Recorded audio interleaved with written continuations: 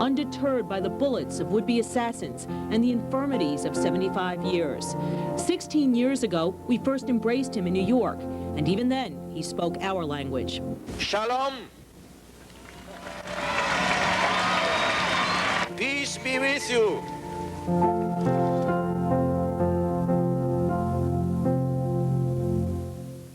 And now, John Paul II returns.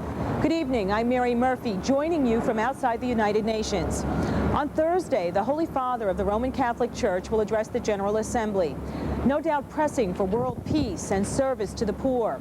He will also meet his flock in New Jersey, New York, and Baltimore, essentially calling on 51 million American Catholics to heed church teachings, fully aware that many are selective about the ones they follow. It is John Paul's challenge to renew the faithful, and judging from his last trip here, he's fully capable of doing just that. America, America, God shed His grace on thee. It was October 1979 when the first non-Italian pope in 400 years arrived in Boston and then wrapped his arms around New York, taking a ride through the struggling communities of the South Bronx and Harlem.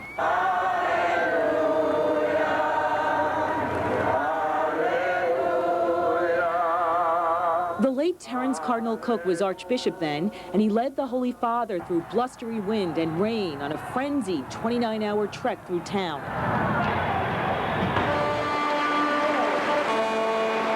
A joyful mass at Yankee Stadium, a spontaneous stop in downtown Brooklyn to meet school children dressed in Polish costume. And one of his most memorable moments, a thunderous youth rally at Madison Square Garden, where the Pope stopped the program for a full 6 minutes.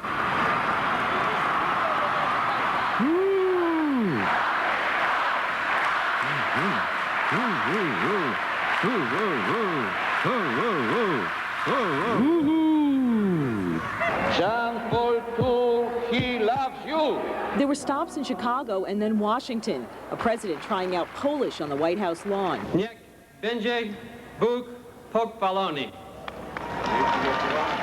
I am with you always until the end of the world.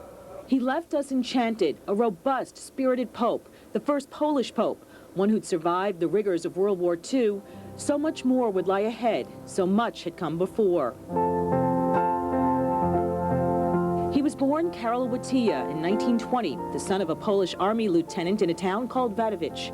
His mother died when he was only 8, and he was soon devoting himself to schoolwork and the church. Karol developed a deep devotion to Mary, the Mother of Christ. But his world was forever changed when the Nazis invaded Poland in 1939, closing Krakow University, which Karol attended, packing professors and Jewish friends off to concentration camps, later 13 priests from his local church. Karol survived by working in a factory considered essential to the war effort, but he risked the firing squad or a camp by beginning studies in an underground seminary. These are the events which have shaped this Pope, who was the first to establish diplomatic relations between the Vatican and the State of Israel. A Pope who's returned 5 times to his beloved Poland, even during martial law, and participated in discussions with the communist regime that ultimately fell in Eastern Europe. He's tried to save the ravaged peoples of Bosnia from despair, and most recently saluted the leaders of South Africa for abolishing the racist system of apartheid through negotiation and free elections. He is a man who survived an assassin's gunfire in St. Peter's Square, only to meet his convicted assailant in prison several years later. Slowed down in recent years by a broken hip and leg, John Paul is determined to bring his church into the year 2000, the beginning of the 3rd millennium. He really wants to live to the millennium and be part of this great celebration, in 2000, the church's jubilee. Unyielding in his preaching against premarital sex, birth control, abortion, and female ordination, John Paul remains a complicated mix of conservatism and modern advocacy of human rights. Would I like a less conservative pope myself? Yes, I would. Many of us would. He is a holy man But as a gay Catholic, I'm troubled because I think the Pope is wrong on the issue of gay people. But John Paul, who's named 123 of the Church's 166 cardinals, many who share his viewpoints, presses on, drawing hundreds of thousands at every stop, still inspiring the people 17 years into his papacy. I always say he has what the Spaniards call el don de gente, the gift for people. Each time I see him, he seems to glow more radiantly with that spiritual power within.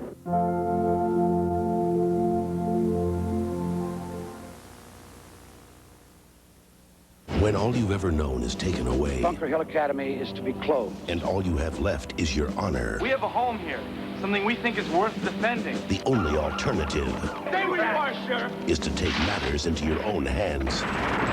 It's beautiful, man. In God's name did they teach you in here? And I have nothing more to talk about it. Tom Cruise, Sean Penn, and Timothy Hutton, Taps. Tomorrow at 5 on the WB Channel 11. People use the Bell Atlantic Yellow Pages to find things. But what if you're trying to find help for a personal problem or a family or a neighborhood? You can still turn here. Here in the blue pages in the Bell Atlantic Yellow Pages. Look, hotlines, counseling, senior centers, parks, libraries, government phone numbers, real help. So when you've got a problem, don't panic. Just turn to an old friend with a big heart. Bell Atlantic, the heart of communication.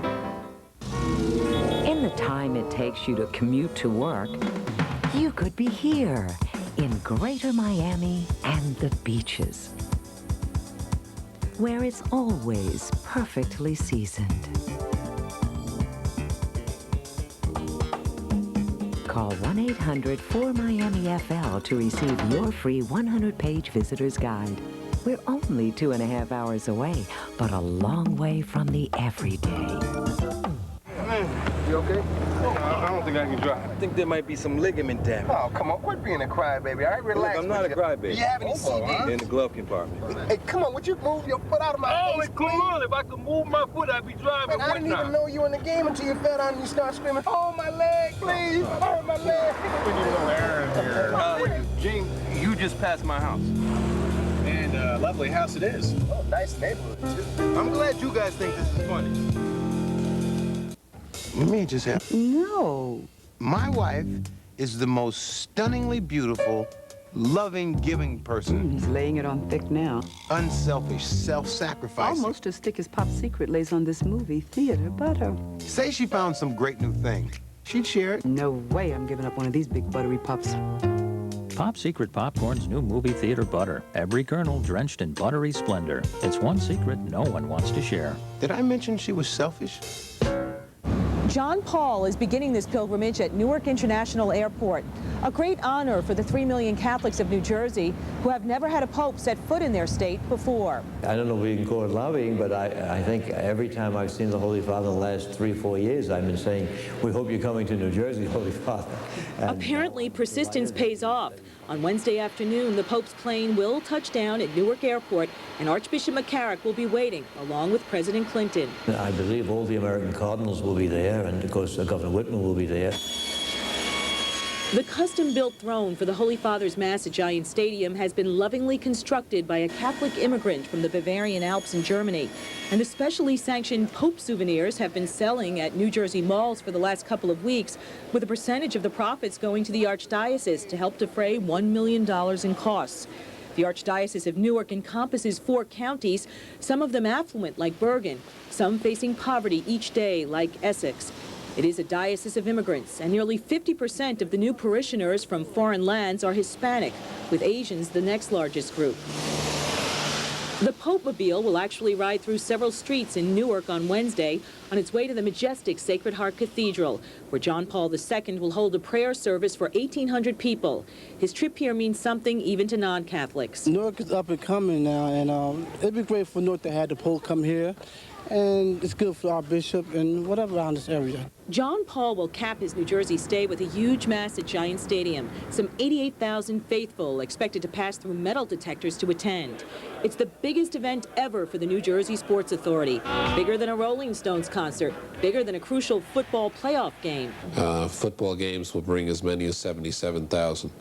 And then this becomes the biggest event that we've had here. So the Pope is the biggest superstar? The Pope is the biggest superstar.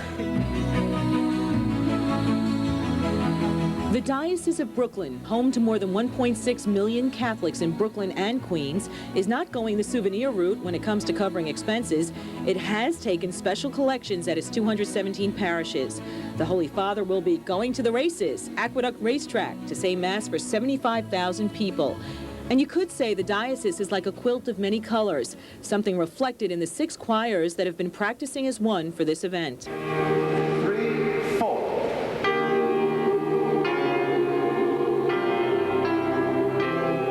It is a virtual United Nations of singers, fine-tuning their hymns for the Holy Father of their church. There was a newspaper article that said, "Sing for the Pope," and so we were privileged to come and rehearse for that, and we were accepted. We're going to sing naturally in Polish, because the Pope is Polish, Korean, Spanish, Latin.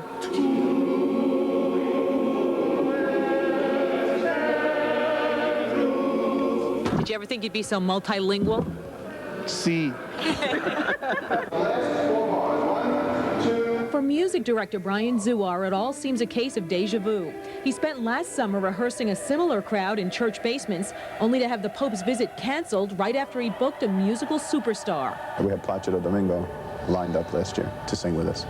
We found out the Pope wasn't coming a day or two after he confirmed that he was coming, Domingo.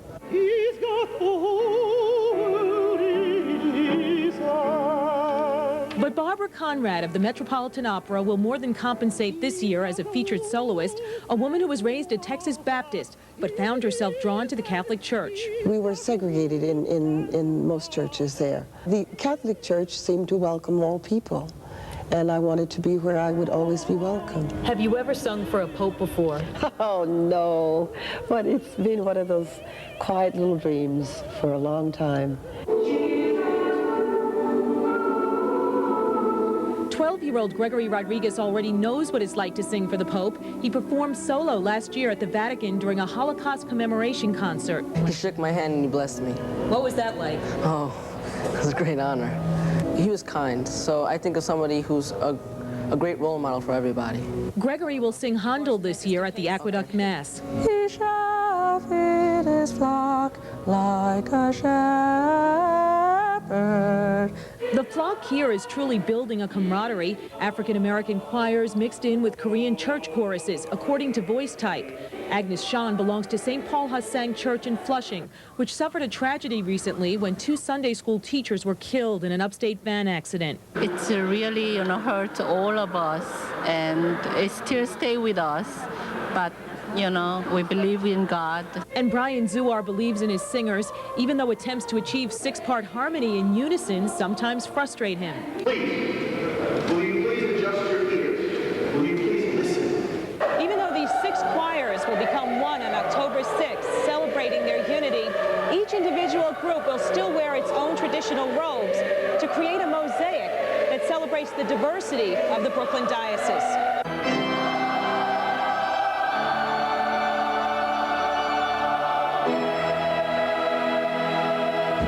Return. A look at the Yonkers Seminary, where John Paul II will make a special appeal for vocations, and a report on Catholics who challenge church teachings.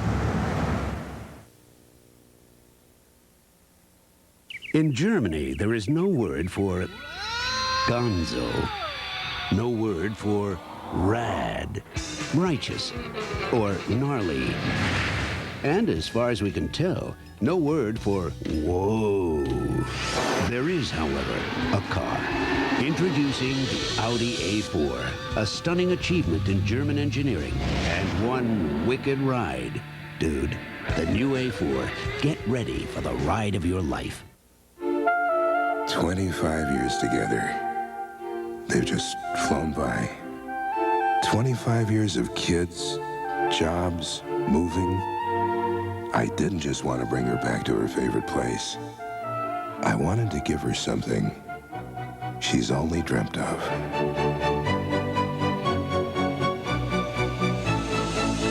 The 25th anniversary diamond necklace.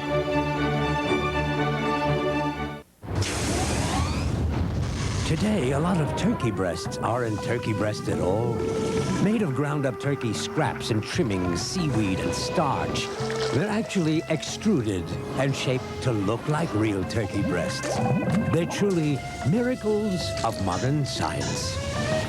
Of course, you may want real turkey breast. In that case, you have to ask for it by name. The name? Boar's Head Oven Gold. Turkey, not technology. In business, you can't always count on having enough time. But you can count on AT&T, because only AT&T guarantees you a competitive price. Our 1-800-COMPARE Center will give you an immediate side-by-side price comparison. And we're so sure that our prices are competitive that if you don't agree, we'll give you 1 month's worth of long distance up to $500. These days, you can't count on much, but you can count on AT&T for the life of your business. It's time to save. Mazda clearance days are here. Buy a Mazda Protégé sedan now. Roomier than Accord and Altima. With a better basic warranty. Buy now and get a no extra charge option package with air conditioning worth over $1,100. Plus, get $900 cash back from Mazda. Mazda clearance days. Miss this, and you could miss the chance to get over $2,000 in savings on a 95 Mazda Protégé. Catholicism is thriving in Africa, a continent Pope John Paul II has visited 11 different times. Africa is also where vocations to the priesthood are flourishing. But it's a different story here in America. And that's something the Holy Father will address during a visit to St. Joseph's Seminary in Yonkers, located here in the Archdiocese of New York.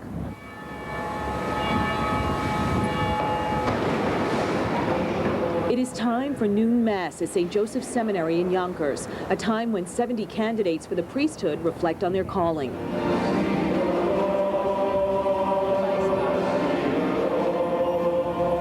We need to look upon that call as something desirable, and we need to look at the work that priests do and really value it. 10 years ago, the seminary would have had a larger enrollment, perhaps closer to 100, perhaps. The aspect of commitment or sacrifice is not as popular nowadays. Father Gianderco is keenly aware the New York Church needs to commit itself to improving its numbers, a resolve to build on the 8 to 10 priests it now ordains each year. Nearly a century ago, St. Joseph's first class of 1897 produced 11 new clerics. The seminary hit its peak, it seems, in 1938, when 47 priests were ordained. Since the 50s, though, there's been a gradual decline, with great debate about whether vows of celibacy and rules against marriage have steered men away. 32-year-old John Lynch of Wappingers Falls is preparing for ordination next May. I think it's always difficult in any age. I would love to have a family. I think I would make a good father and a good husband. However, I know in my heart that despite that good pull, happiness would be compromised. God wants me to be a priest, his priest.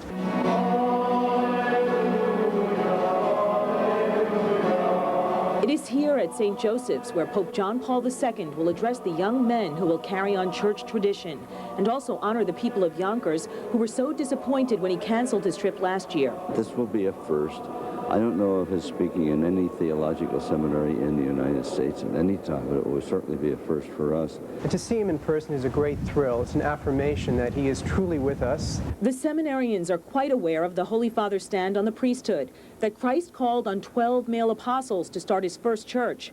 But 10 minutes away in Yonkers, we met Sister Teresa Kane, who caused a stir during the Pope's visit in 1979 when she called for a dialogue on the ordination of women. From a scriptural base, there really isn't a reason to exclude women because Christ didn't ordain anyone. There wasn't really ordination in the Catholic Church for several hundred years after Christ died. There really isn't any theological reason why women cannot be involved as deacons in the church, as administrators of parishes, as bishops of dioceses, and even as a pope. What do the bishops say? Well, I think we have to keep talking. I think we have to keep talking. But the thing is, we also have to listen to the Holy Father because he is the Holy Father. We're all called to give ourselves to God, men and women. But I think what we're talking about here is a practice of the church that's gone on for 2,000 years. This past June, John Paul did release a letter to women in advance of the UN conference in Beijing, China, calling for equal pay for equal work, protection for working mothers, and fairness in career advancement. Seminarian John Lynch says one shouldn't label the Pope so quickly. I don't think the Holy Father fits into any category, including conservative. He speaks the truth directly. He doesn't compromise. And so the preparations for John Paul's arrival continue, with a mural of Christ as teacher restored in the apse of Saints Peter and Paul Chapel, and workmen refurbishing the doors at the main entrance. As part of his visit here, the Pope will bless these new oak and glass doors that lead to the seminary chapel. They were originally installed to commemorate the upcoming centennial celebration for the seminary in 1996, but now they'll serve as a lasting reminder of the Holy Father's presence here. And for the priests of St. Joseph and those who would be priests, meeting John Paul in the chapel where they celebrate the Eucharist each day will be the spiritual event of a lifetime. The Pope will end his visit to the New York Archdiocese with a huge mass for 110,000 people on Central Park's Great Lawn on Saturday morning and a prayer service at St. Patrick's Cathedral. It is a sprawling diocese of 3 New York City boroughs and 7 upstate counties, home to 2.3 million Catholics. Not very long ago, Joseph Cardinal Bernardine of Chicago remarked to the New York Times, "We are a church polarized, and we have to bring it back together." There is no doubt that many American Catholics question the positions of Pope John Paul II on some very emotional issues. Would you like to sit down with John Paul II for half an hour and talk with him about gay lesbian issues? They call themselves a Catholic community in exile, gays and lesbians attending weekly Mass in Greenwich Village. Only this one's held in an Episcopal church because the Vatican barred their Mass in 1987. On the one hand, they condemn what they call a homosexual lifestyle or a promiscuous lifestyle. On the other hand, they give no support to monogamous relationships or long-term relationships. Jeff Stone is a national board member of a group called Dignity. Last year, a New York Times poll indicated more than 50% of Catholics interviewed believed sexually active homosexuals could be good Catholics. But the Pope points to the Bible in refusing to condone gay activity. Some of the more militant groups have vented their rage inside St. Patrick's Cathedral. Jeff Stone concedes the church has done a lot for AIDS patients. But where gay people and where Dignity wish it would be more faithful to its mission is in ministering to gay people when they're healthy. Another hot-button issue is abortion. Cardinal O'Connor has joined prayer marches to clinics, and Bishop Daley has followed the statistics. Over 50,000 abortions take place in Brooklyn, which is 1/3 of all the abortions in the state of New York. What we're really dealing with is an attempt to get the Roman Catholic Church, to get the Pope to acknowledge that women can be trusted to make good decisions about when to bring new life into the world. That may be the goal of Catholics for a Free Choice, but just this year, the Pope issued an encyclical calling abortion a crime. But the Vatican failed to thwart a platform on female sexual rights at the Beijing conference. It is a minefield, but I don't equate birth control and abortion in the same breath. An abortion is a taking of life. Birth control is a way sometimes to save marriages. It's a way to prevent abortions. Sister Camille is regional president for her order, and over the course of 44 years, she's tried airing her views on female ordination, only to be reprimanded by her bishop.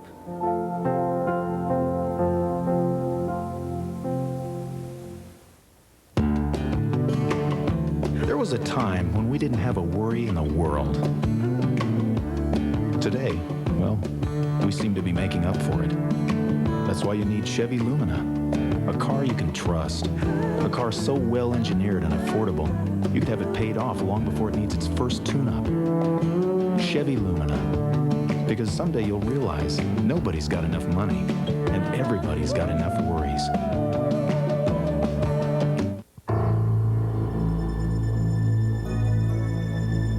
It isn't just anyone who can set up a deal in Tashkent, or Almaty, or Istanbul, or Bombay.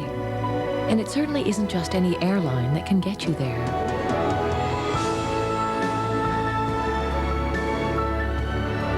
People do business all over the world. Good thing Lufthansa flies there. Quick, grab a pencil. Now write down 5 numbers between 1 and 80. Ready? All right. Now, if some of your numbers match these numbers, you're a winner. How you doing? This has been a free sample of Quick Draw, the new game from the New York Lottery. Had it been the real thing, a lot of you would be laughing, cheering, and maybe even a couple of bucks richer. Quick Draw. A game this great only comes along once every 5 minutes. My dad is a project manager at International Paper. I know he went to a special kind of graduate school that would help him learn how to make paper. Recycled business paper is the exact same thing as regular paper. It's just, it was paper before it was paper. Guys like my dad are doing stuff that is breakthroughs in paper history. International Paper. We answer to the world. With the help of financing from NatWest Bank, we're taking these buildings and transforming them into places that people are going to be able to live in. NatWest has really led the way in reinvesting in these neighborhoods. It makes sense for NatWest because these are our communities. Businesses can develop. A life comes back to these neighborhoods. And that's when you realize that you're not just renovating buildings, you really are rebuilding a community.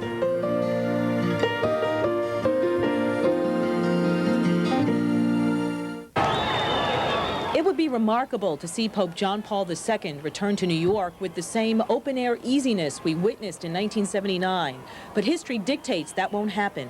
As a general rule, he will not be accessible to the public anywhere near the way he was in his prior visit. It's a different time, unfortunately. A different time since the 1981 assassination attempt. John Paul now greets the crowd in a bulletproof Pope-mobile. He still receives threats. Back in January, President Fidel Ramos of the Philippines confirmed the arrest of several people before the Pope's visit there, one of them seized with 4 bombs and a priest's robe. It was also revealed that Ramzi Youssef, the accused mastermind of the World Trade Center bombing, may have been part of the plot. Suffice it to say that he was over there in the same time frame that other things were going on. This is going to be an all-hands event for the NYPD. And that means virtually all 38,000 cops will do Pope duty at some point during John Paul's 4-day visit. Live shot cameras will be mounted to helicopters, police sharpshooters poised on rooftops, even sewers and garbage cans checked for bombs. The Secret Service, which protects the president, will take the lead in watching over the Pope. And just like when the president's in town, expect frozen street zones and major gridlock. The press and public will be kept far away from the Vatican's official residence in Manhattan on East 72nd Street off Madison. Police have been posted there for more than a month. We leave you tonight with some voices of innocence. Catholic school children just forming their impressions of who the Pope is.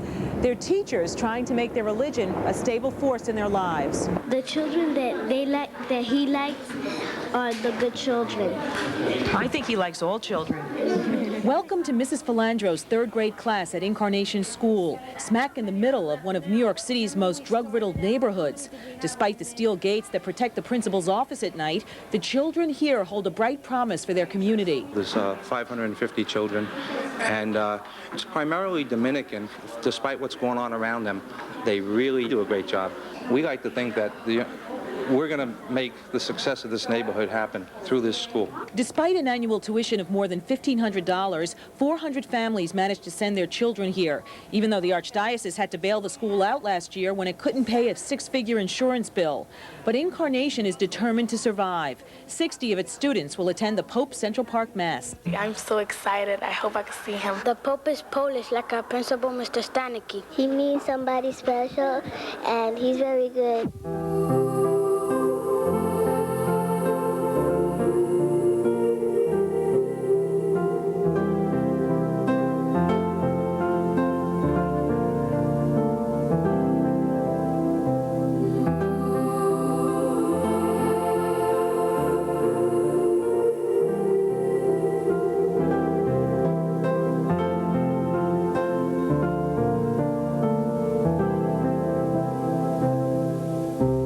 WPIX has news bureaus in New Jersey at 700 Plaza Drive, Secaucus, and on Long Island at the Nassau City Press Room in Mineola, and 255 Executive Drive, Plainview. Sunday. Later, the Pope asked wealthy nations to do more to help the poor. And tonight, a papal mass in Giant Stadium in New Jersey.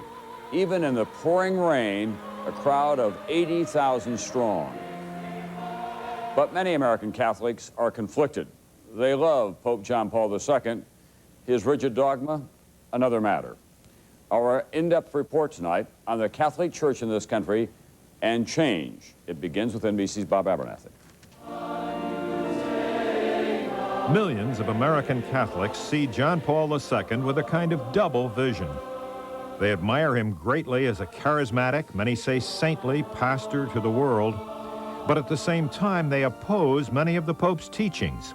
They feel caught in a culture war and charge the Pope is out of touch with modern life. Since today's society is advancing more than what the Church is allowing, they're just too strict. They need to ease up a little. But John Paul is unyielding. He condemns as a culture of death, artificial birth control, abortion, and capital punishment. He refuses to let priests marry. And on letting women become priests, the Pope says church teachings forbid it and all faithful Catholics must agree. And that's exactly the slamming of the door that's so scary. I mean, it's unreal. There has to be discussion. Critics of the Pope claim the Church's firm teachings in today's permissive world have divided Catholics in the pews from the hierarchy, alienated many women and young people, aggravated the priest shortage, and weakened the Pope's authority. Those who respect life. But John Paul insists church beliefs are rooted in Scripture and faith and that he must preach them. He does what he is supposed to do, in season and out of season, when convenient and inconvenient. There's little dissent among U.S. church leaders. For one reason, John Paul has now appointed 3/4 of the U.S. bishops, conservative men loyal to him. Another key to the Pope's strict rule is his experience in Poland, defending the church there against communist persecution. When the church is being persecuted, you really have to pull together and be united.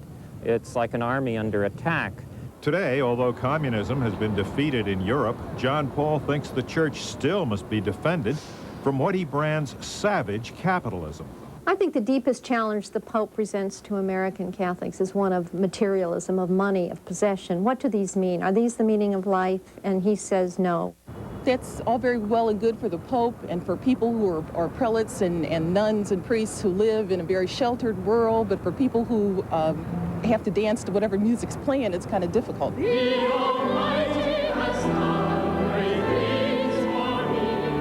So the lines are drawn. Pope and traditional church teachings versus independent-minded Americans struggling to be good Catholics in the modern world. Bob Abernathy, NBC News, New York. Whatever the contradictions, Roman Catholics remain this country's largest single denomination, 60 million, and expected to grow to 74 million over the next decade. Many are choosing to practice their faith, however, on their own terms. NBC's Rahima Ellis tonight continues our in-depth reporting. Tim Carey and Ann Bomlin are putting the finishing touches on their wedding plans. Well, we'll be able to go through most of this at the rehearsal tomorrow night. Raised Catholic, they'll have a traditional church ceremony, even though they're at odds with the Vatican on key issues, premarital sex and birth control. They believe they can use contraceptives and still be good Catholics. I don't think I know one Catholic couple or single person that doesn't use it. There's so many people that we know that are in the same situation that have remained with the Catholic Church but don't agree with every single issue. That refusal to follow church doctrine on sexual matters has been one of the most troubling issues for Pope John Paul II since his election in 1978. Americans have become increasingly vocal in their disagreement. The Pope has repeatedly criticized what he calls cafeteria Catholics, people who pick and choose which church teachings they will follow. For America's 60 million Catholics, dissent is at an all-time high.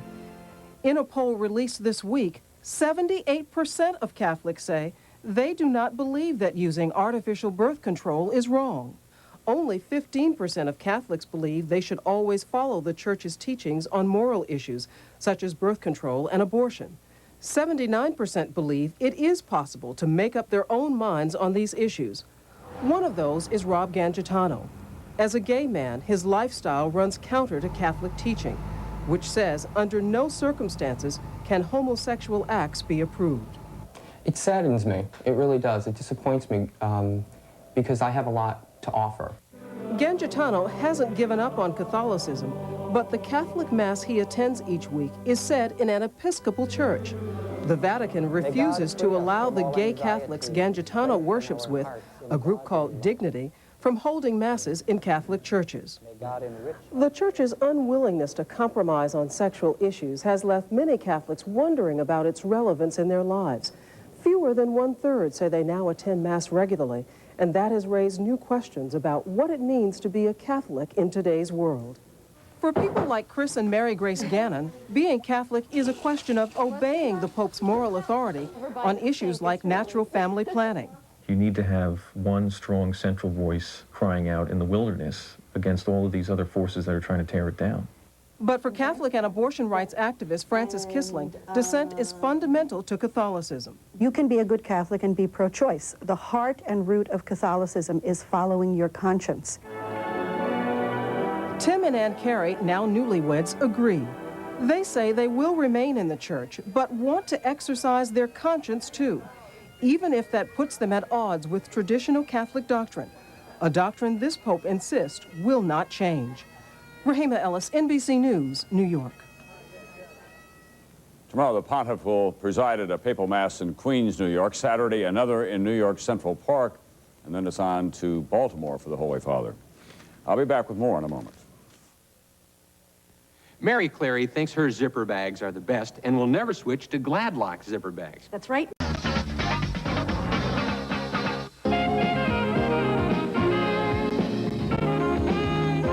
In the Life is funded in part by the H. Van Ameringen Foundation. Additional support provided by the Gill Foundation, James C. Hormel, the Third National Gay and Lesbian Business and Consumer Expo, and In the Life's National Membership Network. In the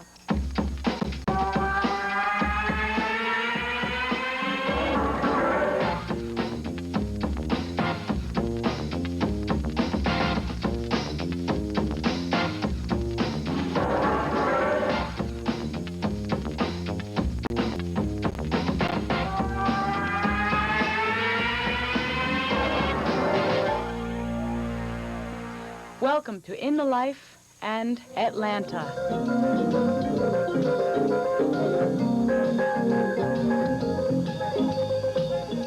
It is here where the civil rights movement was born, and the Reverend Dr. Martin Luther King is honored in a march that bears his name, in a center that carries his legacy. Hello, I'm Catherine Linton. Every year, thousands of people come to Atlanta from all over the country to participate in that march of celebration, a march which commemorates Dr. King's birthday. But today's march, unlike the civil rights marches of the 60s, is host to a strong and visible gay and lesbian contingent. In this episode, we'll take at this march, its organizers, and its message, and explore connections and alliances between African-American civil rights and gay and lesbian rights. We begin by speaking with James Orange, who as a young man in 1963 began organizing marches with Martin Luther King and continues organizing to this day. If you look at the gay and the lesbian community, that's one of the communities that's doing right things. We have to allow them to come in and participate and support it, because if they want to participate in the dream, they have a right to do it. Just like if straight people want to participate, they have a right to do it. Just like if Italians, Jews, Africans, whatever the case may be, people shouldn't be criticized for whatever their sexual preferences are, or whatever their ideologies or philosophies. When they come here during King Week, we all come as brothers and sisters. Besides the large gay and lesbian contingent in the march, there have also been a number of gay and lesbian Americans as co-grand marshals, like Congressman Barney Frank. This year, gay activist Urvashi Vad and House Speaker Newt Gingrich's half-sister, Candace, hold that honor. And it's really exciting because it's like an acknowledgement that we are part of one civil rights movement. In previous marches, the gay and lesbian contingent has been mostly white. But according to Lord Coleman, this year's gay march, that pattern is beginning to change. This year we have the first annual Bayard Rustin pre-march rally as a way of showing the community that there are black gays and lesbians, that we do participate, and that we have left no part of our identity at home. The widow of Dr. King, Coretta Scott King, has taken a leadership position in supporting non-discrimination legislation for gays and lesbians. I support this legislation because lesbian and gay people are a permanent part of the American workforce. Mrs. King's top aide for the last 9 years, Lynn Cothran, is himself a leader in the gay and lesbian community in Atlanta. And so being out, and certainly, again, she has learned things about the community through me. The road Coretta Scott King has taken in support of gays and lesbians began with her late husband's teachings. Like Martin, I don't believe you can stand for freedom for one group of people and deny it to others. This nation will rise up and live out the true meaning of its creed, that all men are created equal. In today's march commemorating Martin Luther King, as with most marches, youth activists play a major role, and Wendy O'Neill is one of them.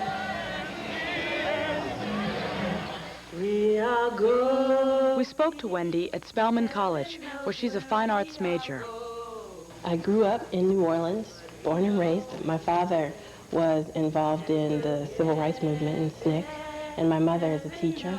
I decided to come to Spelman because it was far enough away from home, and I knew I wanted to go out of state, and I thought, well, this is a historically black women's college, and it's perfect for me.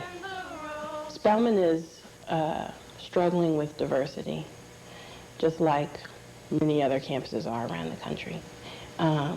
And I think the assumption here is that since we're all black women, we're all going to be the same. And that's not true. So we've had to deal with homophobia on all levels. Wendy challenged that homophobia when she helped form the Spelman Lesbian Bisexual Alliance. We recognized here at Spelman, once we got kind of into organizing, that we didn't know what we were doing, and that we needed help. And a friend of mine knew some people who had told them about this institute that was happening. Wendy applied to the National Gay and Lesbian Task Force's Youth Leadership Training Institute to learn the skills of grassroots organizing.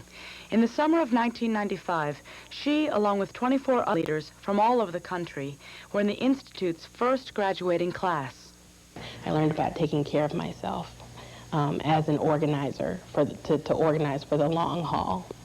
Do specifics when I'm organizing, how to go through the steps of designing something, you know, how to get it from in my head to an actual thing. There's now a 25-person strong national youth organizing network. And I can call any of these people anytime I need to for support, just to say, you know, I had exams and I worked all day, you know, a 12-hour shift, and I, you know, had to cook dinner for my girlfriend and I'm tired. It was the best experience that it could have possibly been. Wendy's latest project is organizing a monthly story circle. It's a circle of people who've been called together to tell stories to each other based on your own experiences. For me, it's useful as an organizing tool to find out who's in my community, what we think is important about being in that community, what are the issues that we're living with in intersection. For example, I know that we're dealing with racism, sexism, homophobia, class issues. And we'll get there. What was important to me in my project was that it be a celebration of my life and the people that I live with. I think being an activist is about loving who you are and sharing it, and making sure that that we live in a world that is not hostile to anyone's existence.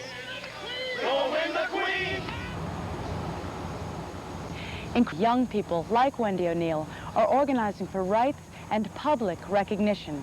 And to some people, this is part of an agenda that must be stopped. Miguel Arenas reports. In recent years, more and more lesbians and gay men working in publics have come out of the closet. With this new visibility, the right wing has stepped up its assault on an open discussion of homosexuality in the schools and have increasingly targeted gay and lesbian teachers, school board members, and students. There were at least 68 local conflicts over gay and lesbian issues in public schools documented last year, and the radical right is active in elections across the country. Last August, the school board in Merrimack, New Hampshire, voted to instate a policy called Prohibition of Alternative Lifestyle Instruction, which prohibits any program or activity that has either the purpose or effect of encouraging or supporting homosexuality as a positive lifestyle alternative. The school board there has been running down a whole laundry list of things.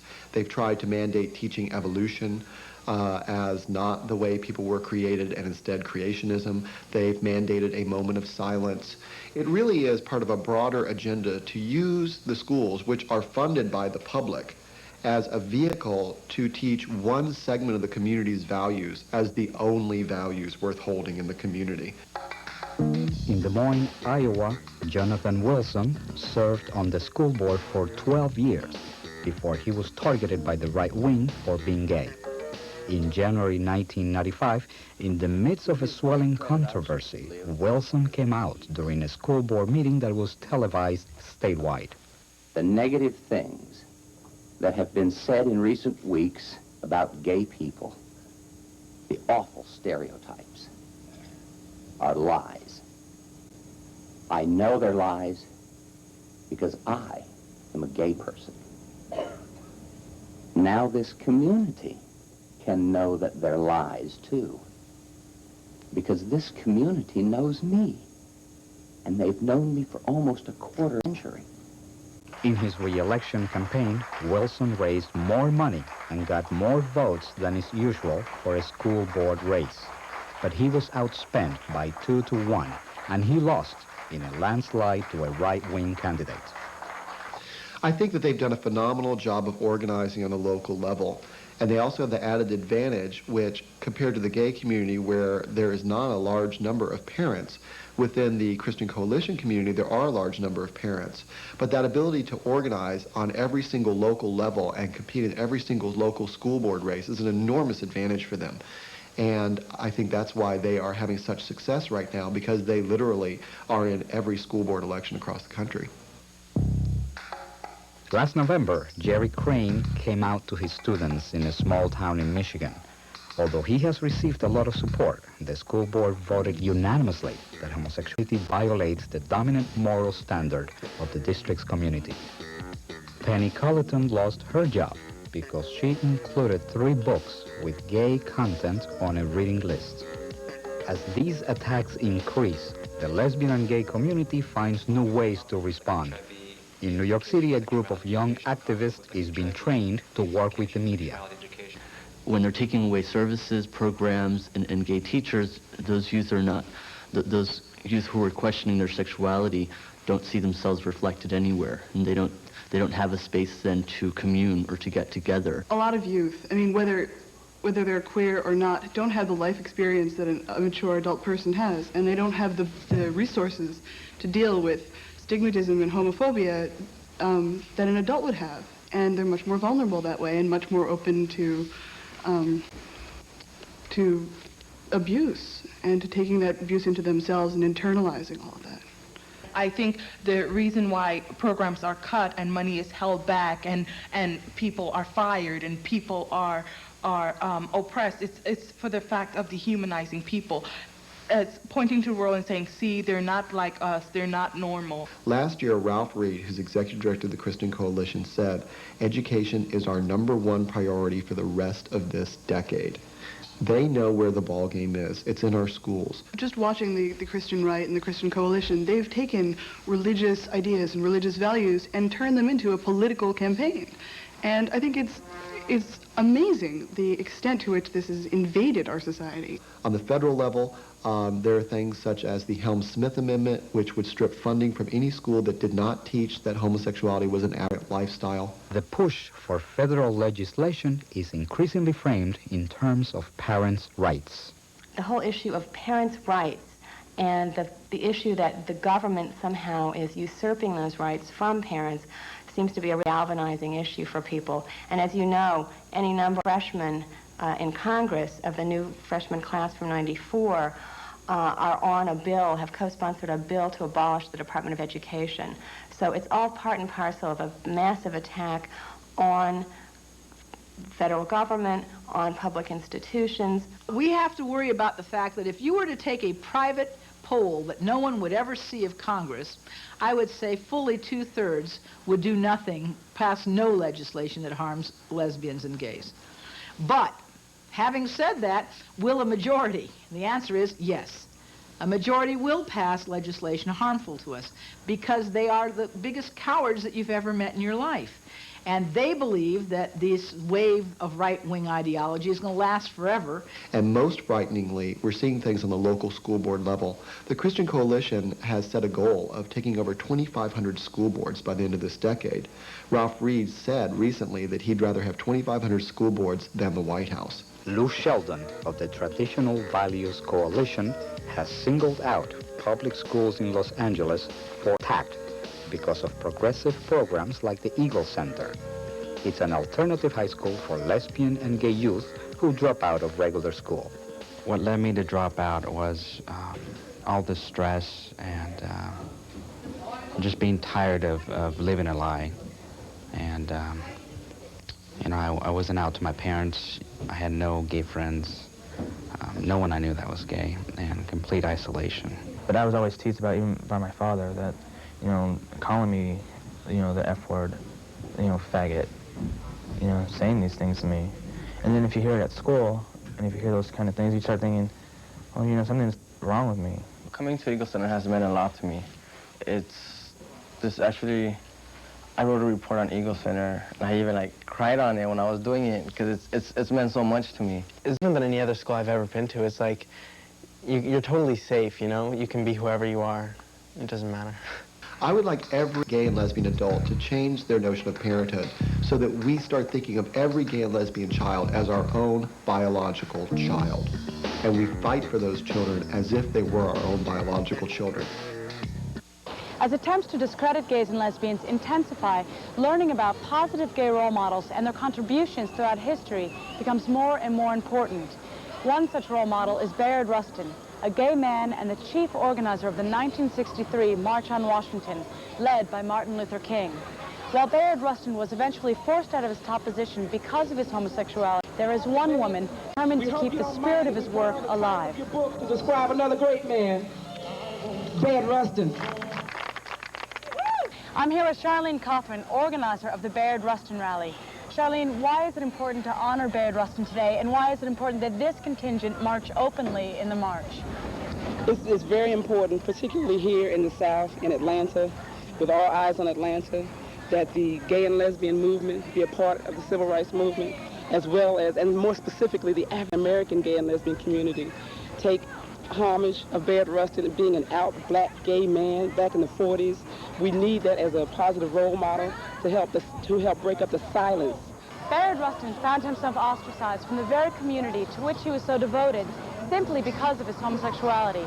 Today, however, 33 years later, we find gay African-American leaders and organizations striving to educate all communities about issues of race and sexuality. One emerging leader is the head of the National Black Lesbian and Gay Leadership Forum, Keith Boykin. Here's Tanya Barfield with the story. The National Black Gay and Lesbian Leadership Forum was founded in 1988 as a means to combat racism, sexism, and homophobia. Keith Boykin was fresh out of college in '88. He then went on to law school, held positions on 2 presidential campaigns, and worked for 2 years in the Clinton White House before becoming the Leadership Forum's executive director this past year. Today, Through education programs and coalition building, Boykin and the Leadership Forum work to strengthen existing institutions for black gay men and lesbians and bridge the gaps between diverse communities and identities. Much of our work as an organization is in educating the various communities that the members are part of. So, for example, we would go to the black community and educate them about homosexuality and homophobia. We'd go to the gay and lesbian community and educate them also about racism and about the causes and concerns of African Americans. So there's a duality that takes place, and we work on sort of bridging the gap between the two communities that we represent. From my personal perspective, it's important not to fall into the trap of creating a hierarchy of oppression, where one part of your identity becomes less important than another part. Mel Boozer, who spoke at the 1980 Democratic Convention as an openly gay representative of the District of Columbia, made a statement that I think is very profound and reaches me as well. He said, "I know what it feels like to be called nigger, and I know what it feels like to be called faggot, and I can sum up the difference in one word: none." Boykin joined the Clinton White House staff in 1992 when he was hired by George Stephanopoulos. While there, he often worked on issues of concern to the gay and lesbian community, and he was instrumental in organizing the landmark White House meeting between Clinton and gay leaders in the spring of '93. He left the White House in 1994 and began work on his first book. The book is called One More River to Cross, Black and Gay in America, which will be published by Doubleday this year. The purpose of the book, when I set out to write it, was to describe the experience of what it feels like to be both black and gay. I interviewed hundreds of different people from across the country, some of whom were black and some were not, some were gay and some were straight. I learned that black people are not as homophobic as people seem to think that they are, that we are. In fact, my analysis seems to indicate that blacks are probably less homophobic than other communities. We have to make sure that we understand that the black community is also the community that elects, by and large, members of the Congressional Black Caucus, who are, for the most part, the most supportive group in Congress of any demographic group on gay and lesbian issues. That support was recognized last October with an award to the Congressional Black Caucus by the National Gay and Lesbian Task Force. Well, there are a few really high-profile homophobes in the black community, like Minister Farrakhan, who completely, I think, distort the representation of what the rest of the black community thinks about these issues. It was Farrakhan's Million Man March last October that presented Boykin with one of his first major issues as executive director. The National Black Gay and Lesbian Leadership Forum Board of Directors met in September of 1995 to discuss the issue of the Million Man March. At that time, there was some concern about whether we wanted to encourage our members or other black lesbians and gay men to participate. After very serious and careful discussion and debate, we decided that we would encourage people to participate, but only if they were to do so openly and visibly about who they were, not to hide a part of their identity or not to be ashamed of who they were. And certainly there to be ready to challenge any sort of homophobia that might come up or any sort of instances of sexism that we felt were of concern. So it was important that we participate, and we participate on our own terms.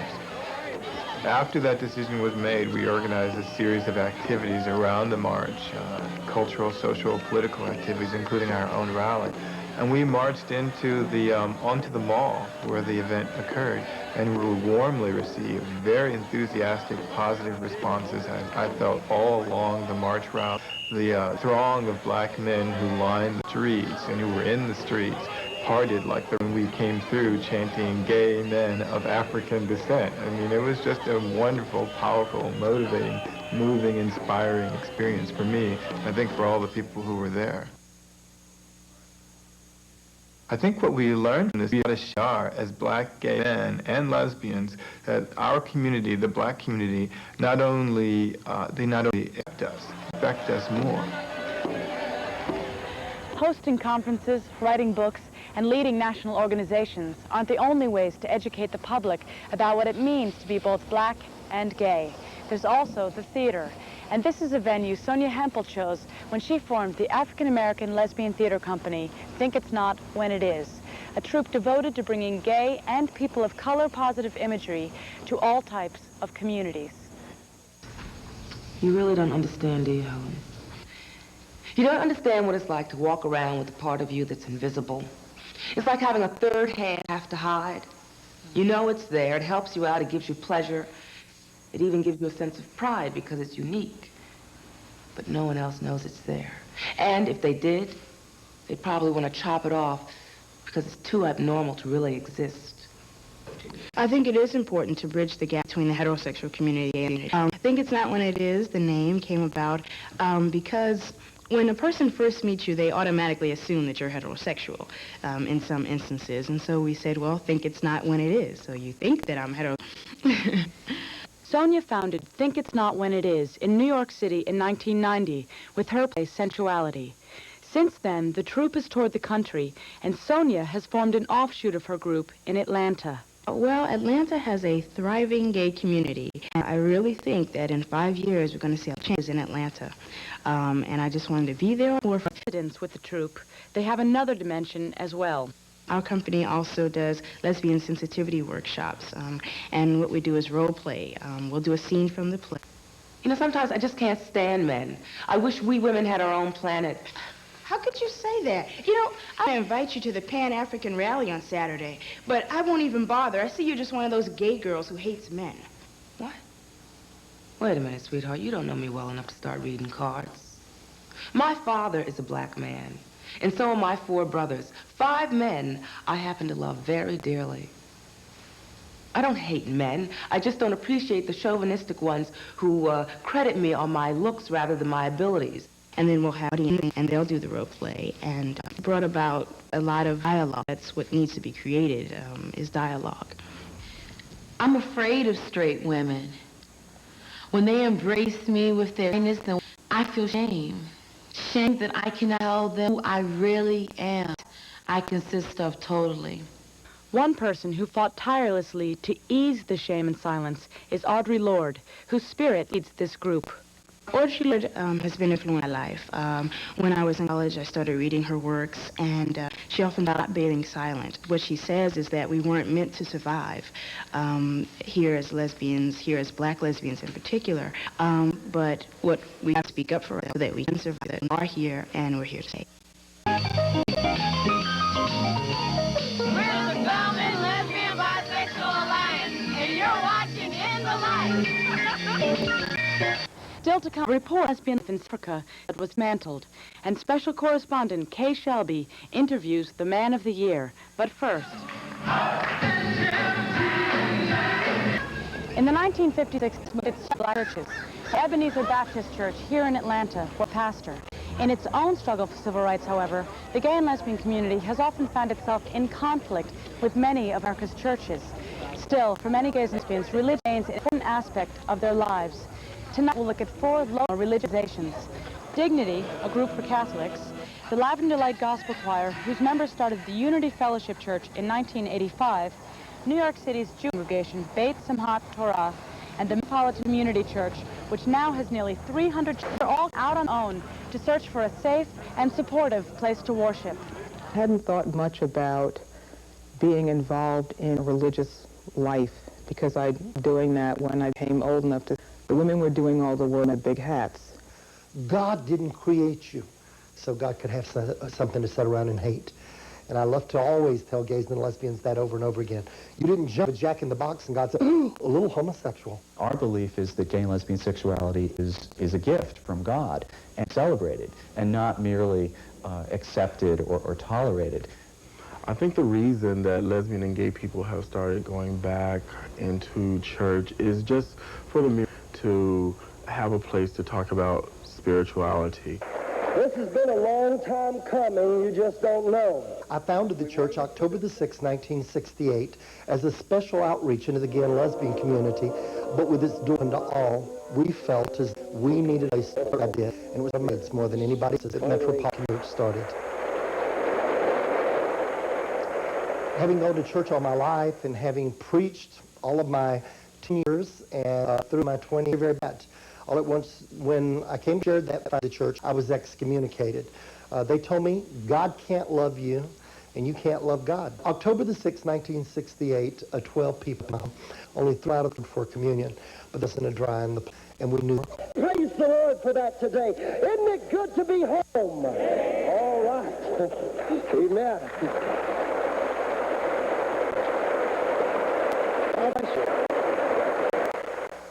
Beit Simchat Torah was formed in 1973 by a small group of mostly men who rejected and had to choose either being gay or being Jewish. Before 1973 would be welcome with their partner in a synagogue with family membership, for instance. People are here not to please their grandmother. People aren't here to make an impression on their neighbors. They ask very hard, serious questions about life, about Judaism, about love, meaning, about what's inside our souls, about what the world means and what the world demands of us.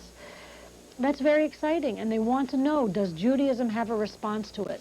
It was started in 1969 in San Diego, and it was started by a priest interested in the needs of gay and lesbian Catholics who wanted to stay in the church and yet felt alienated from the church because of the church's position on homosexuality. In 1986, a letter was issued by the Vatican which stated that homosexuality, on the basis of that letter, dignity chapters were expelled from Catholic parishes all around the country.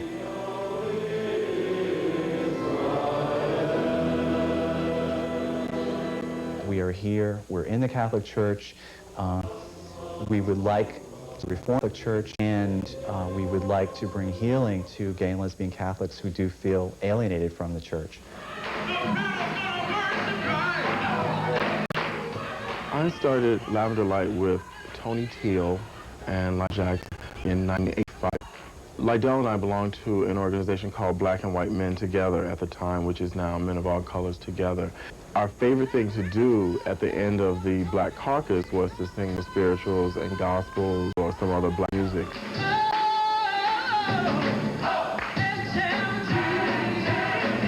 And it just started speaking to a need or to a memory that we had all grown up in the church. And our experience had been that we all grew up in the church, but we all felt the need to leave the church because of the homophobia being preached from the pulpit. The need for spirituality was something that was sort of buried, and I hadn't looked at it in a very long time since I was in my teens, and decided that what was happening in the church I grew up in was not filling any kind of that I had. It was more religion and thou shalt not than this is where you go to feel the power of a higher power's love. We know in our churches we don't bite our tongues. If we want to say gay and lesbian from the pulpit, we do. If we want to talk about political issues, we do. If we want to believe that Scripture gives us stories about gays and lesbians in Scriptures, we talk about that. If we're with our lovers, our spouses, our other halves, and we want to go to the altar holding hands for communion, we do. If you want to go to other churches who won't let you do that, that's fine, but that's not us. Another reason that lesbian and gay people have started to assemble around spirituality is because of the profound death that we've seen in the last 10 years. The AIDS epidemic has brought lesbian people in touch with their spirituality, and I think that's reflected in membership and dignity, as well as many of the other gay religious organizations, because it's very difficult to find the kind of support, both psychological and spiritual, that people need when they're facing illness and when they're facing grieving. If someone in the choir dies, or a family member or a friend or lover, the following concert or the concert at the end of that season will be dedicated to get that strength from that person that's gone on and to speak their name.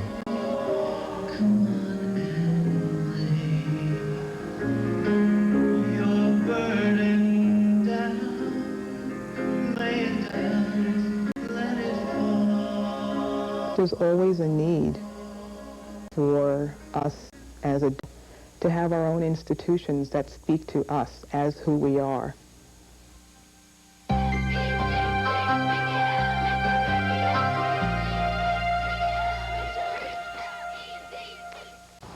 And now, In Life welcomes veteran journalist Kay Shelby as a special correspondent with an interview you won't want to miss. Thank you, Catherine. Tonight, we have a special guest in store for you. Controversial and surprising. The Man of the Year. No, not that one. This one.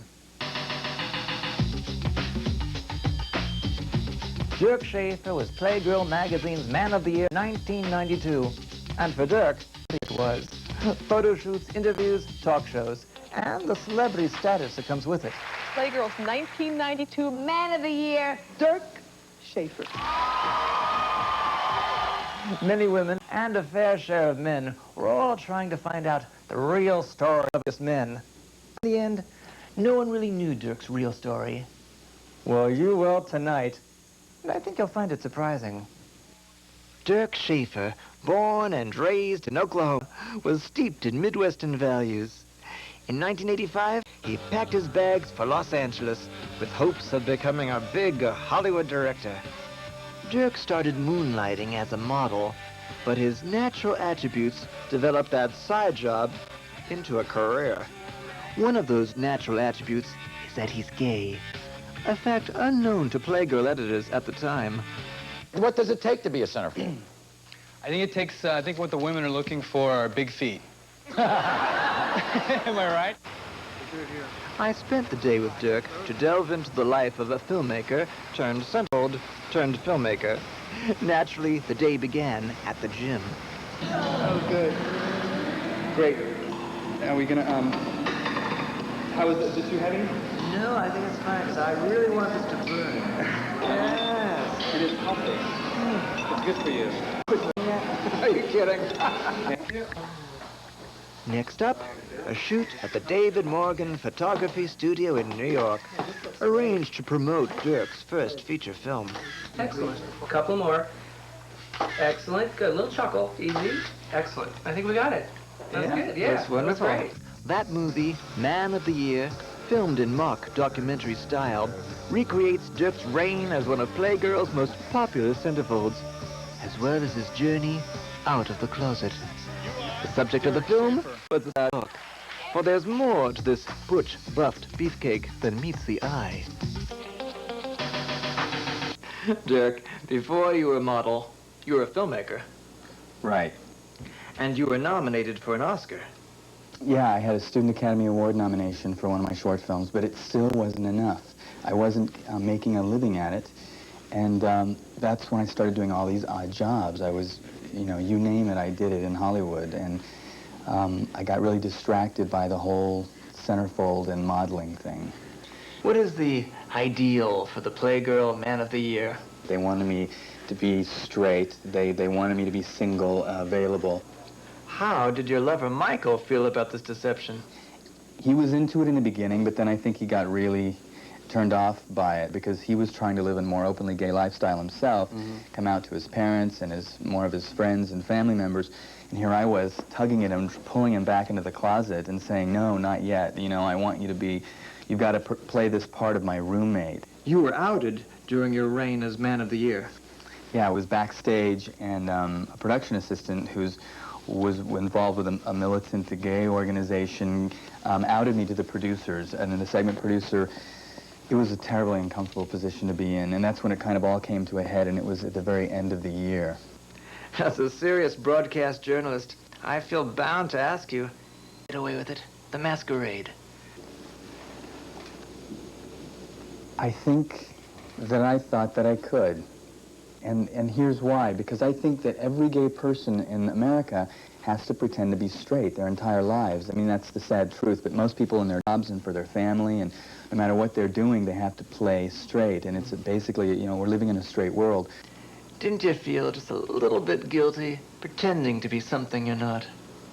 Yeah, very. It started eating away at me, but I felt like it was a job, and I needed to fulfill my duties with them, like an actor would take on a part-time job. I felt like that's what I was doing. If you had to do it all over again, would you do things differently?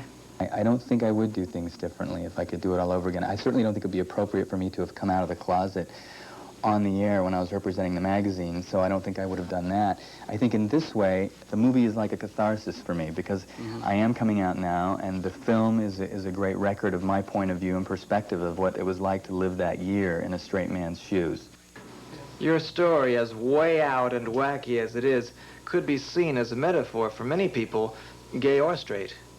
Exactly. We had women come up, a woman came up to me at a screening and said, "This is my story," a straight woman. And I said, "What do you mean?" And she said, "Because every day that I go to work, I have to wear a mask. I have to pretend like I'm something I'm not." Because you're right, we all wear masks. Friend, how well I know. So it's a career of modeling with directing? Well, after my day with Dirk, I'm bound to believe he just might pull it off. from the skinny, stage-struck kid from Oklahoma who didn't quite fit in, to the object of desire for many men and women. From in front of the lens to the writer-director behind the camera, Dirk Schaefer is certainly a man of the year who knows where he's going. This is Kay Shelby. We're in the life. South Africa, a country that only a few years ago was subject to an international boycott because of its system of apartheid. When the people went to the polls and dismantled apartheid forever, President Nelson Mandela went to the people and made a promise to protect all South Africans from discrimination, including lesbians and gay men. In 1994, South Africa became the first country in the world to embrace a gay and lesbian non-discrimination clause in its constitution. They speak of a constitutional, democratic political order in which, regardless of color, gender, religion, political opinion, or sexual orientation, the law will provide for the equal protection of all our citizens.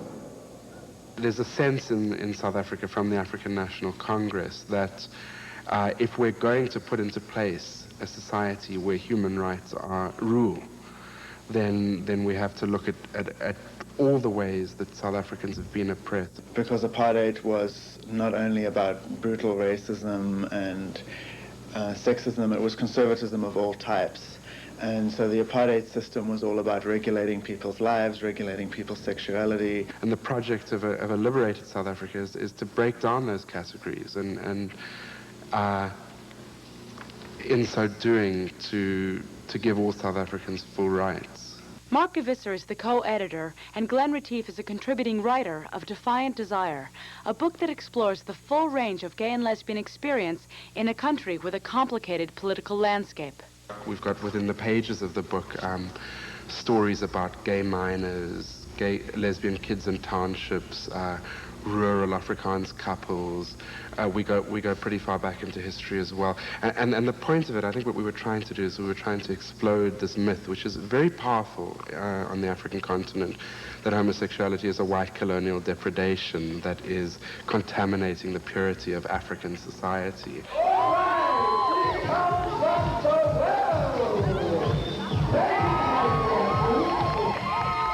While revealing the diversity of South Africa's gay community, the book also explores the many challenges the gay community now faces. In my opinion, this question of the different impact of this clause on black and white in South Africa, this can't be separated from the issue of economic inequality in South Africa.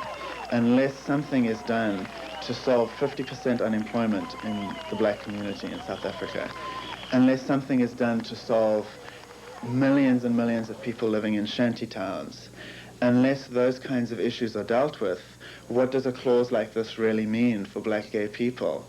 In 30 essays, Defiant Desire paints a clear picture that in a country with a recent history of severe economic and racial segregation, the gay experience can differ dramatically from community to community and person to person.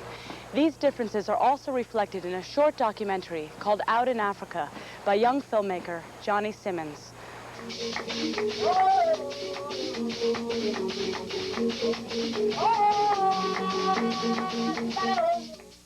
The first thing was to accept myself as a gay person and to know that I'm going to live my life as a gay person. I want to be openly known as a gay person. I think it is important. I mean, being gay is just like who I am. I am what I am. I met my first lover at the age of 17. And I was convinced that I love him, you know. Even though it was really quite difficult. He was a white man, a black guy. And I thought, well, for white people it was normal to be gay, or every white person was gay or somehow or another. But it was not something that African men would be. People in Africa are discreet. An African man is supposed to be like a very secretive guy who does his things alone. No one should know what he's doing, you know. And that's why gay life is never talked about in Africa. Growing up in Soweto, it's okay, but you don't get to do what you like. That's your fault. And then secondly, you're gay. That just makes it worse. I don't really blame all white people. I mean, everything has been really destroyed by the apartheid system in the past, and it will remain like that for quite a long time. I think education is the most important thing, you know. I think we as black gay people, we got to educate the white gay communities or individual in this country, you know, that we also human beings. Some of the many ways we learn about gay and lesbian life in other countries is through films and documentaries like Out in Africa, or through books like Defiant Desire. There is one organization, however, that exposes injustices towards gays and lesbians directly and in person. The International Gay and Lesbian Human Rights Commission recently took advantage of the United Nations 50th anniversary to deliver an international human rights update, a tribunal at the UN in New York, where 8 people from all different countries told their stories of extreme discrimination and abuse. One of those to testify was Ciprian Cucu from Romania, a country where it's illegal to engage in homosexual acts. At the age of 17, Ciprian and his first lover were turned into the police by Ciprian's own family. After an argument with my family, I admitted that Marianne and I were lovers. To prove it, I showed them my diary. They blamed Marianne for the relationship. As a result, my sister then went to the police and lodged a complaint. Ciprian and his lover were arrested. Marianne admitted everything, but when Ciprian denied the allegations, the police showed him his diary, which had been brought to them by his own sister. Marianne and Ciprian were both incarcerated.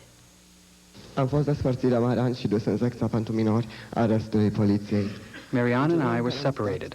I was taken to the preventive arrest ward for juveniles. Before I came in the cell, officers told the supervising inmate that a homosexual was going to be put in the room.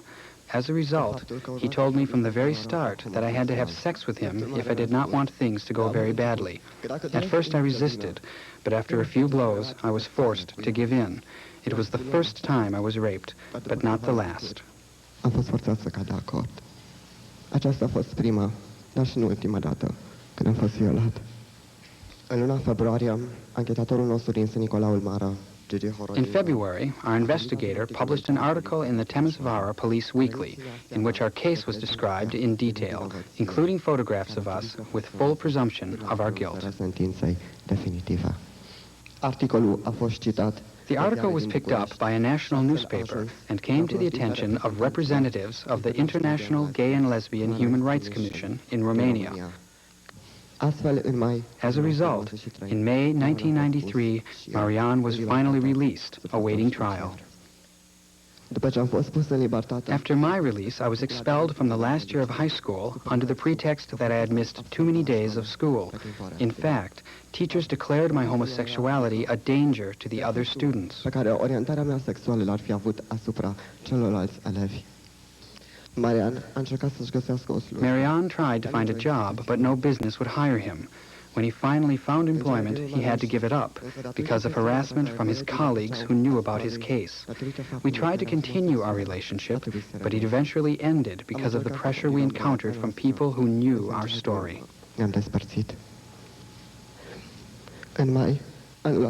In May of this year, Marianne committed suicide.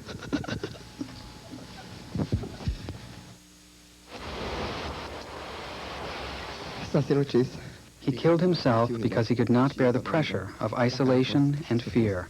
I had lived with the hope that one day we would stand together again. I loved him tremendously and could not believe I had lost him. But destiny took away this ultimate hope. Dar destinul mi-a smuls în final și această ultimă speranță. While the International Gay and Lesbian Human Rights Commission continues to uncover human rights abuses in other countries and works to provide asylum, back here in the United States, hate crimes against gays and lesbians are still on the rise. Just this past November, Roxana K. Ellis and Michelle Abdil, a lesbian couple known for their high-profile gay activism, were found brutally murdered in Medford, Oregon. According to the Anti-Violence Project, 151 gay and lesbian-related murders were committed since 1992, 60% of which were marked by an extraordinarily high level of gratuitous violence, or forensic overkill, reflecting intense hatred or disgust on the part of the perpetrator. From South Africa to Romania to Oregon, gays and lesbians all over the world are striving to live in a place free of violence and discrimination.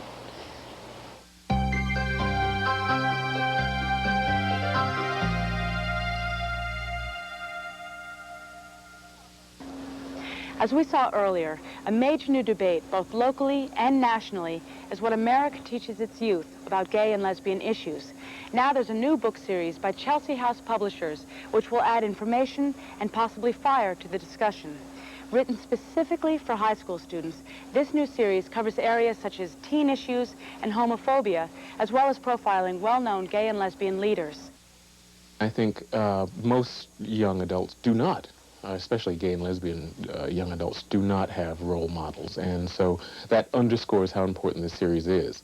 This book, written by Randall Keenan, is the first of the series, and it's about the life and work of James Baldwin. James Baldwin believed very much that love was more important than gender or color or national origin and anything of that matter. Baldwin's first book, Go Tell It on the Mountain, is considered an American classic, but his second novel, Giovanni's Room, is the one that holds a special significance for gays and lesbians. I don't think a lot of people realize how significant the publication of Giovanni's Room was. We must first remember this was in the late 50s, and that heretofore not many people had actually published works about same-sex love. So for James Baldwin to do it, and actually his American publisher refused to publish it, and it had to be published in England first, was a very bold and brave act. An expatriate for most of his life, Baldwin returned to America to take an active part in the civil rights movement. He was scheduled to speak at the 1963 March on Washington, but its organizers, the Southern Christian Leadership Conference, or SCLC, ultimately canceled his appearance. The March on Washington in particular was a bittersweet experience because Baldwin had worked a great deal with the leaders of the march. And the leaders of the SCLC were particularly homophobic and were afraid of letting it known that Bayard Rustin and a number of other people who were working with them were actually gay and lesbian people. So at the last minute, they refused to let Baldwin speak on stage, which I think is one of America's greatest losses. Baldwin never denied the fact that he was what some people might call gay. He felt that he didn't want to be put in anybody's box. He felt already as an African American that that label was in and of itself restrictive when it was defined by someone other than himself. So he had a distrust for using the term gay because he felt it was not a term he himself defined. But he in no way allowed that to define who he fell in love with. So I think when people really read these books, especially young adult gay men and lesbians, they will see that Baldwin was first concerned with love, and secondly, with how we define ourselves.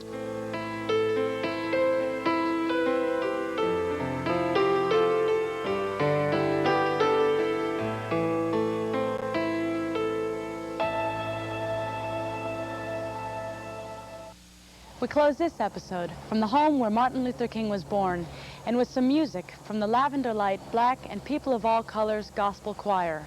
From all of us at In Life, thank you for watching, and we'll see you next time.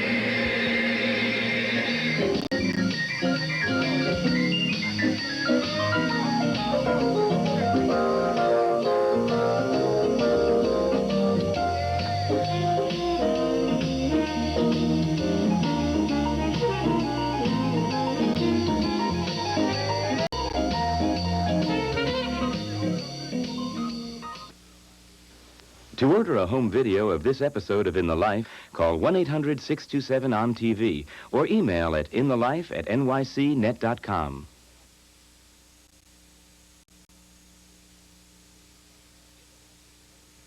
In the Life is funded in part by the H. Van Ameringen Foundation. Additional support provided by the Gill Foundation, James C. Hormel, the Third National Gay and Lesbian Business and Consumer Expo, and In the Life's National Membership Network. For more information about In the Life, get a free sample membership guide. Call 1-800-627-ON-TV or email at inthelifetv@nycnet.com.